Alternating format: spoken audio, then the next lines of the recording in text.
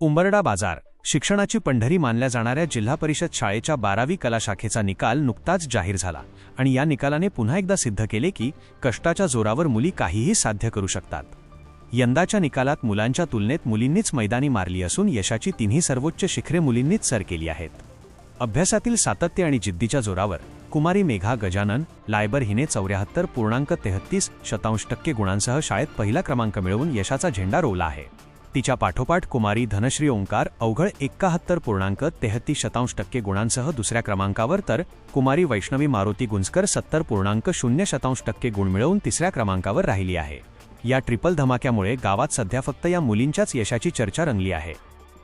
शाळेतील गुरुजनांनी दिलेले मोलाचे मार्गदर्शन आणि विद्यार्थिनींनी घेतलेली मेहनत याचेच हे फळ असल्याचे बोलले जात आहे। ग्रामीण भागातील मुलींनी मिळवलेले हे यश इतर विद्यार्थ्यांसाठी एक मोठी प्रेरणा ठरत आहे। सध्या संपूर्ण परिसरात या गुणवंत लेकींचे अभिनंदन होत असून त्यांच्यावर कौतुकाचा वर्षाव होत आहे। अशाच नवनवीन बातम्यांसाठी चॅनलला सबस्क्राइब करा आणि पाहत रहा MH न्यूज मराठी।